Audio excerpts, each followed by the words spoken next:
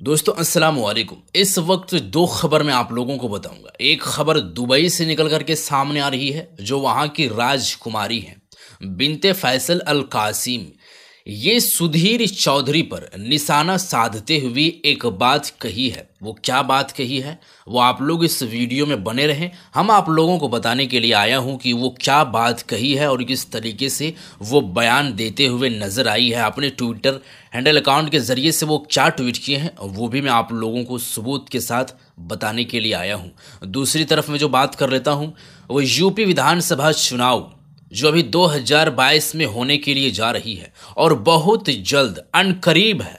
बस थोड़ा सा टाइम बाकी है, बहुत जल्द यूपी विधानसभा चुनाव होने वाली है। और इस बीच बैरिस्टर असदुद्दीन अवैसी साहब का एक ताज़ा तरीन लेटेस्ट बयान निकल करके सामने आया है और ये फुल एंड फाइनल है। अब मैं आप लोगों को बताने के लिए आया हूं कि यूपी में विधानसभा चुनाव जो होने के लिए जा रही है, इस बीच बैरिस्टर असदुद्दीन अवैसी साहब का क्या है कहना और वो क्या बयान दिए हैं वो भी मैं आप लोगों को बताने के लिए आया हूं। तो ये सब सारे मुद्दों पर हम बात करेंगे, आप लोगों को बताएंगे। लेकिन उससे पहले अगर इस चैनल पर पहली मर्तबा तशरीफ लाए हैं तो चैनल को सब्सक्राइब करके वीडियो को लाइक ज़रूर कर लें। दोस्तों, यूपी विधानसभा चुनाव को लेकर के माहौल इतना गर्म है जो हर जगह पर लोग अपने अपने तरीके से बयान देते हुए नजर आ रहे हैं। जगह जगह पर लोग दौरा कर रहे हैं और ये ऐसी बात नहीं है कि यह अभी से चालू हुआ है। यूपी विधानसभा चुनाव 2022 में है और उससे कबल मतलब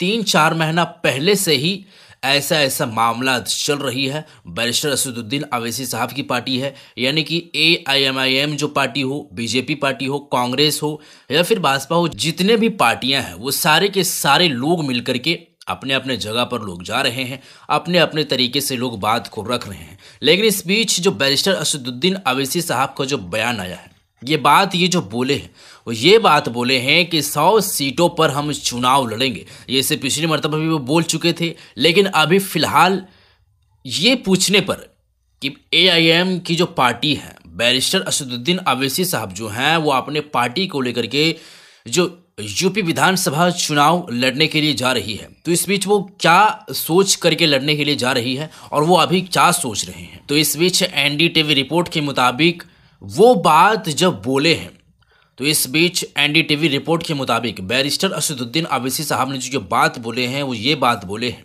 कि यूपी विधानसभा चुनाव में 403 सीटों में से 100 सीटों पर चुनाव हम लड़ेंगे। ये अलग सी बात है, यानी कि गठबंधन का अगर मामला है, किसी के साथ मिलने जुलने का अगर कोई बात है तो ये अलग सी बात है। उस वक्त देखा जाएगा जब यूपी विधानसभा चुनाव अनकरीब होगा, बस बहुत जल्द आने वाला होगा, तो उस वक्त देखा जाएगा किसके साथ मिलना है, किसके साथ क्या करना है, गठबंधन करना है, जो भी होगा वो उस वक्त देखा जाएगा। लेकिन अभी ये बात बोले हैं कि हम 100 सीटों पर उम्मीदवार अपना खड़ा करेंगे, कैंडिडेट मजबूत करेंगे और इस तरीके से जोश व खरोश के साथ हम उतरेंगे और सभी के साथ मिलजुल करके काम करेंगे और वो चीज़ हम करेंगे जो आज तक कोई नहीं सोचा हो।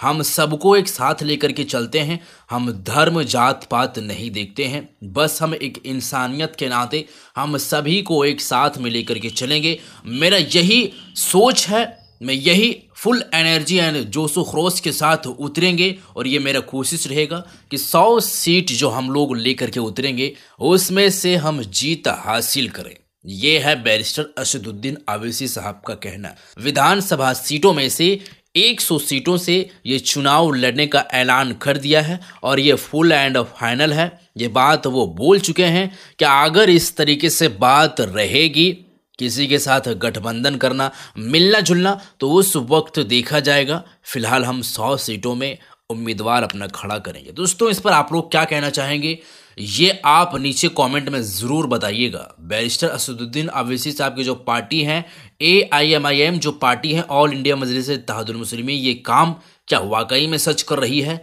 इनको वहाँ पर जीत हासिल करना चाहिए, नहीं करना चाहिए? आप लोगों को ऐसा क्या लगता है? वहाँ का क्या माहौल है? अगर उस तरीके से मतलब उस जगह से आप लोग देख रहे हैं तो आप लोगों को क्या लग रहा है वो सब आप लोग ज़रूर बताइएगा। तो ये था बैरिस्टर असदुद्दीन अवैसी साहब का बयान, जो ये लेटेस्ट बयान निकल करके सामने आया है। अब मैं आता हूँ, जो दुबई की राजकुमारी है यानी कि बिनते फैसल अल कासिम, ये जो बात बोली है सुधीर चौधरी को निशाना साधते हुए जो बात बोली है, और ये बात बिल्कुल सच है कि हर किसी को इस बात पर जो सो एक्टिव रहना पड़ेगा और इस तरीके से सोच हर किसी को चाहिए।